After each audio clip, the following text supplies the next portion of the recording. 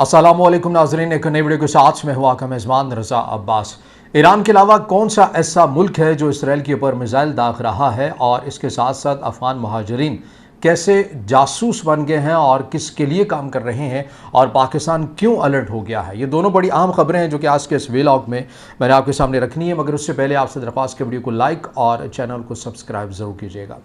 तो ख़बर को मैं सामने रखता हूँ, लेकिन उससे पहले जो कुछ सूरत हाल आपके सामने चल रही है उसको दोबारा से मुख्तसरन एक नए ज़ाविये से मैं आपके सामने रखना चाहता हूँ। इसमें बहुत सारी बातें भी हैं, बहुत सारी मफरूज़े भी हैं, और बहुत सारी ऐसी चीज़ें भी हैं जिनका आप इनकार भी नहीं कर सकते। आपको याद होगा कि अफ़गान जंग के अंदर इस बात के ऊपर खासी तनकीद भी रही कि पाकिस्तान आखिरकार क्यों कूदा अमेरिका की जंग के अंदर। तो उस वक्त जो सिनेरियो था, कहा जा रहा है कि हू बहू वैसे ही सिनेरियो एक बार फिर पाकिस्तान के सामने आ गया है। वो किस अंदाज़ में सामने आया है उसकी चीज़ें हमारे सामने कुछ इस तरह से निकल कर आती हैं कि पाकिस्तान ये समझता था, या पाकिस्तान की रियासत उस वक्त ये समझती थी कि अगर अफ़गानिस्तान के अंदर सोवियत यूनियन ने मुस्तकिल अपने ठिकाने बना लिए तो ये पाकिस्तान के लिए एक बहुत बड़ी अलार्मिंग सिचुएशन हो सकती है।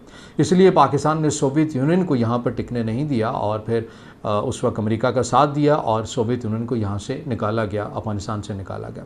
उसके बाद जो जो वक्त आगे बढ़ता गया, with the passage of time, ये बात पाकिस्तान की रियासत को समझ में आई कि अमेरिका भी ये चाहता है दर हकीकत कि वो अफ़गानिस्तान के अंदर अपने मजबूत तौर के ऊपर पंजे गाड़ ले और यहीं पर मुस्तकिल अपना ठिकाना बना ले। और फिर यही वो वजह है कि जब अमेरिका पाकिस्तान के ऊपर डबल गेम का इल्ज़ाम लगाता है, क्योंकि पाकिस्तान ने इस ख़तरे को भांप लिया था कि अगर अमेरिका भी मुस्तकिल अफ़गानिस्तान के अंदर रहा तो ये भी पाकिस्तान के लिए दुरुस्त नहीं होगा, और पाकिस्तान की सिक्योरिटी पॉइंट ऑफ व्यू से हालात जो हैं वो ख़राब हो सकते हैं। और यही वजह है कि पाकिस्तान को मजबूरन एक डबल गेम करना पड़ी, अमेरिकियों को यस भी कहना पड़ा और दूसरे मानों के अंदर एक और खेल भी रचाना पड़ा, जिसका मकसद ये था कि अमेरिका या कोई भी ताकत जो है वो यहाँ पर ना रहे, बल्कि अगर जिसने अफ़गानिस्तान में रहना है वो वही रहे जिनका मुल्क है। वो चाहे अशरफ गनी आकर हुकूमत करे, वो चाहे अफ़गान तालिबान आकर हुकूमत करे, वो जो भी करे, लेकिन इनके अलावा कोई और दूसरी या तीसरी जो कुव्वत है जिसका इस मुल्क से कोई लेना देना नहीं है, वो कम से कम इस मुल्क में आकर हुकूमत ना करे। तो ये वो वजह है कि जो अफ़गानिस्तान के अंदर आपको पाकिस्तान का जो किरदार है वो मिलता है। इसी तरह आपको ये याद होगा, शायद बहुत सारे पाकिस्तानियों को तो इसका मालूम भी ना हो, कि आज़रबाईजान और आर्मीनिया की जो जंग हुई थी उसके अंदर आप आज भी चले जाएँ और आज़रबाईजान के किसी शहरी से अगर आप ये कहें कि आप पाकिस्तानी हैं तो वो आपका बहुत शुक्रगुजार होगा। और जब ये पाक भारत कशीदगी के दौरान भी आपने देखा कि आज़रबाईजान ने किस तरह से पाकिस्तान की फ़तह को सेलिब्रेट किया, आज़रबाईजान के लोगों ने किया, उनकी बाज़ारों के अंदर, उनकी मार्केट के अंदर लोगों के अंदर एक जश्न का समा था। तो वो क्यों था? आखिर उसकी कुछ वजह थी ना। तो उसकी वजह यही थी कि आज़रबाईजान और आर्मीनिया में जब ये जंग छिड़ी, और आर्मीनिया के जो पाकिस्तानी रियासत ये समझती है कि जो अहदाफ थे, मकासद थे, वो मुस्तक़बिल के अंदर किसी न किसी तरह पाकिस्तान के ऊपर भी असरअंदाज हो सकते हैं।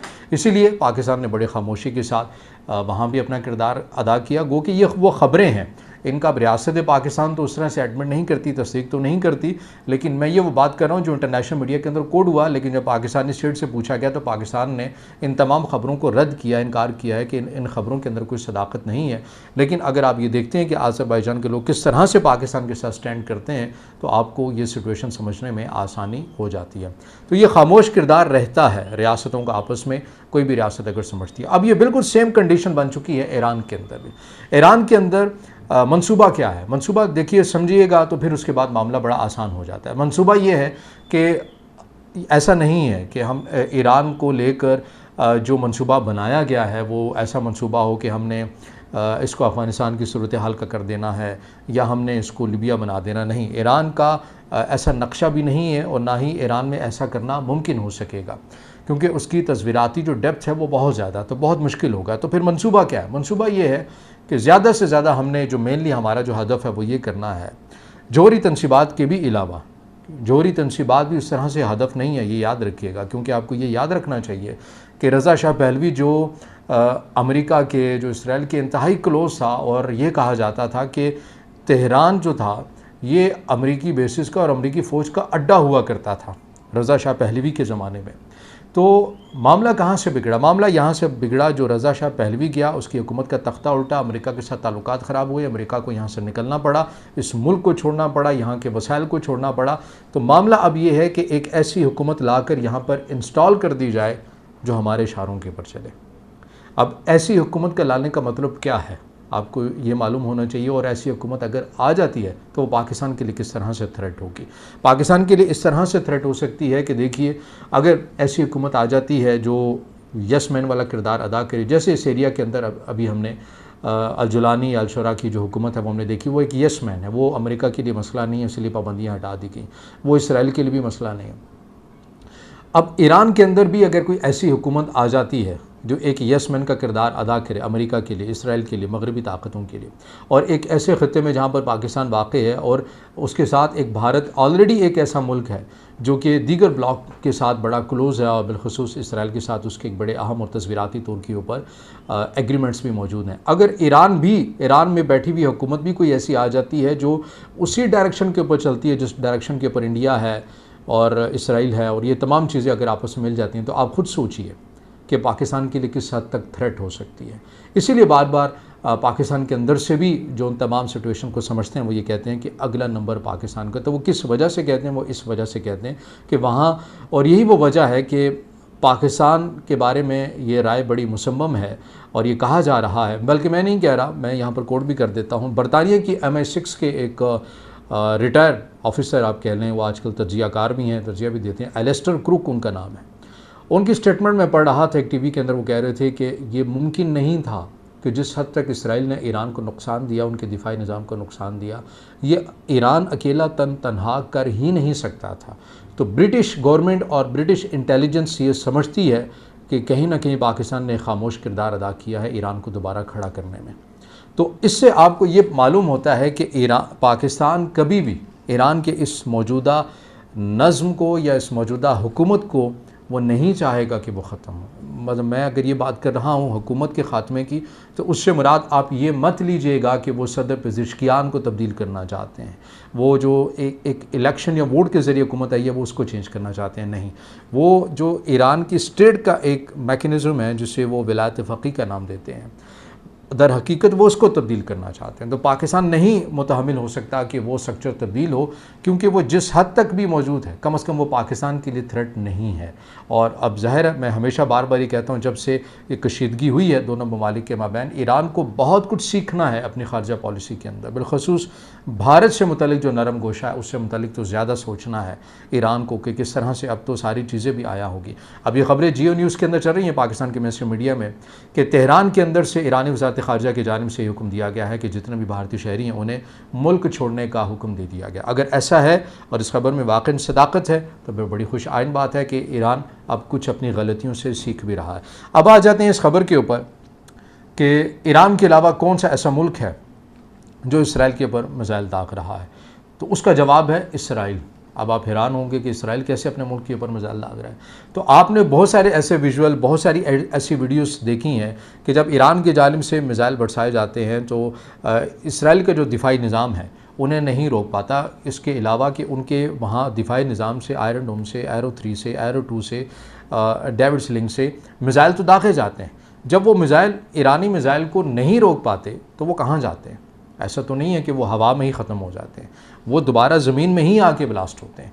तो ये इस हद तक बहुत ज़्यादा विजुअल्स, बहुत सारी वीडियोस निकल कर सामने आ रही हैं जो इसराइल के अपने दिफाई निज़ाम की कमज़ोरियाँ ज़ाहिर कर रही हैं। और यही वो वजह है कि इसराइल की जानिब से अब तमाम मीडिया को ये कह दिया गया है कि कोई भी कवरेज नहीं करेगा जो सूरत हाल इस वक्त बनी हुई है। और इसराइल के अंदर से बिलखसूस इस हवाले से चीज़ें सामने आ रही हैं, गो के की जाएंगी लेकिन लिमिटेड हद तक आ रही हैं। ये भी है, अब इसमें इस खबर की आज़ादाना तौर के पर तस्दीक तो नहीं कर सकता, लेकिन ये खबरें भी किसी हद तक सामने आई कि इसराइल की जानिब से अपने शहरियों को भी कहा गया है कि वो भी मोबाइल से वीडियोज़ या इन चीज़ों से बनाने से इज्तनाब करें। उसकी वजह क्या है? उसकी वजह यह है कि जो इसराइल का जो दिफाई निज़ाम है उसकी कमज़ोरियाँ निकल कर सामने आ रही हैं और उनका अपना ही दिफाई निज़ाम खुद ही अपने लोगों के ऊपर बरसता हुआ आपको नज़र भी आ रहा है।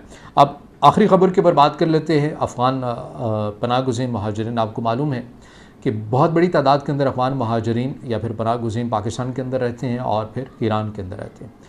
ईरान ने अपनी वेस्ट साइड पे उनकी जो इंटेलिजेंस है जिनकी तादाद तकरीबन 1.5 मिलियन बताई जाती है, दर हकीकत एक ऐसी फ़ोर्स को कहा जाता है जो ईरान के अंदर आप ये कह सकते हैं कि वैसे रोज़मर्रा के अपने काम ही ये करते हैं, इनके अंदर आप जज नहीं कर सकते। ये रूटीन के जॉब्स करते हैं, काम करते हैं, कोई स्कूल टीचर है, कोई जॉब्स वगैरह कर रहा है, तो इस तरह की चीज़ें। अब उनको भी क्योंकि सूरत हाल ऐसी है तो उन्हें भी एक्टिवेट कर दिया गया है, दोबारा अपनी ड्यूटीज़ के ऊपर भेज दिया गया है। तो ईरान की जो खुफिया एजेंसी है उसकी जानिब से तकरीबन 8 से 10 लोगों का ऐसा गिरोह पकड़ा गया है जो कि बेसिकली अफ़गान महाजरीन थे और उन्हें गिरफ़्तार किया गया है। वो कर क्या रहे थे उनके बारे में ये रिपोर्ट्स आ रही हैं कि वो बेसिकली इसराइल के कहने के ऊपर, इसराइल की खुफिया एजेंसी के कहने के ऊपर ईरान के अंदर से जो ड्रोन एक्टिवेट हो रहे थे या उनका जो नेटवर्क था वो उसको रन कर रहे थे। ज़ाहिर है महाजरीन जो भी होगा, जिस मुल्क का भी होगा, अगर बिलखसूस ऐसे मुल्क का होगा जो तरक्की पजीर मुल्क है, उसके अपने मुल्क के हालात ठीक नहीं होंगे, तो वो किसी और मुल्क के अंदर अगर वो रह रहा है तो वो उसके लिए मुखलिस तो नहीं हो सकता। उसको कोई 10,000 20,000 या 1 लाख 2 लाख ज़्यादा देगा तो वो उस मुल्क के अगेंस्ट उसे काम करने में भी कोई हर्ज तो नहीं होगा। तो यही वो वजह है कि पाकिस्तान भी सूरत हाल को बड़ी गौर से मॉनिटर भी कर रहा है। और अब इसमें मैं ये फिर ये कहूँगा कि अब ये सभी अफ़गान महाजरीन की बात नहीं, 8 से 10 अफराद पकड़ाए गए हैं। बहुत सारे ऐसे भी होंगे जो ज़िम्मेदार भी हैं, लेकिन अब ये 8 से 10 जो पकड़ाए गए हैं, जो रिपोर्ट्स आ रही हैं वो बहरहाल अफ़गान महाजरीन ही हैं। और इसके साथ साथ पाकिस्तान अब इस तरह से अलर्ट हो गया है कि दोबारा से उस पॉलिसी को रिवाइज़ करना है। और हम बार बार इस प्लेटफॉर्म से बात करते रहें, अगर आपने जिस पॉलिसी का आगाज़ किया है तो इसे आपने इख्तिताम तक पहुँचाना है, वरना एक ऐसे मुल्क के शहरी जिनका कोई डॉक्यूमेंट्स, जिनका कोई रिकॉर्ड नहीं है, वो आपके मुल्क में 40 से 45 साल से रह रहे हैं, प्रॉपर्टीज़ ख़रीद रहे हैं, कारोबार कर रहे हैं, वो टैक्स नेट में शामिल नहीं है, उनके कोई डॉक्यूमेंट्स नहीं हैं, तो वो आपके लिए मुस्तक़बिल के अंदर एक थ्रेट भी बन सकते हैं। तो इसलिए इन्हें ज़रूरी है कि आप इन्हें डॉक्यूमेंट्स फॉर्म में लेकर आएँ, आप इन्हें टैक्स नेट के फॉर्म के ऊपर लेकर आएँ। सारी चीज़ों के प्लेटफॉर्म में इनका मुकम्मल एक रिकॉर्ड होना चाहिए और सभी का होना चाहिए, चाहे वो पाकिस्तानी है, चाहे वो अफ़गानी है, चाहे वो बंगाली है, जो भी है। तो ये किसी भी मुल्क के लिए एक थ्रेट होता है। तो अब ईरान तमाम बहासों के ऊपर आपको लड़ता हुआ नज़र आ रहा है। अब देखना ये है कि सूरत हाल आपको कहाँ जाती हुई नज़र आती है, क्योंकि जब मैं ये वीडियो बना रहा हूँ उससे कुछ घंटे पहले ही अमेरिकी सदर डोनाल्ड ट्रंप की जानिब से कहा गया था कि तेहरान के जो शहरी हैं वो इस शहर को छोड़ दें। उन्होंने छोड़ने का इंतबा दिया था। इसके साथ साथ ही उन्होंने कहा था कि वो कोशिश कर रहे हैं कि दोनों ममालिक को, ईरान और इसराइल को साथ बिठा सकें और मुज़ाकरात करवा सकें और इस मामले को ख़त्म करवा सकें। बहरहाल अब ये तमाम तरह की अपडेट हैं जो मैंने आपके सामने रखी हैं। अगर आप समझते हैं कि वीडियो मालूमाती है तो फिर इसे ज़रूर लाइक भी कीजिएगा, कमेंट्स में ज़ाहिर ख्याल कीजिएगा और चैनल को सब्सक्राइब ज़रूर कीजिएगा।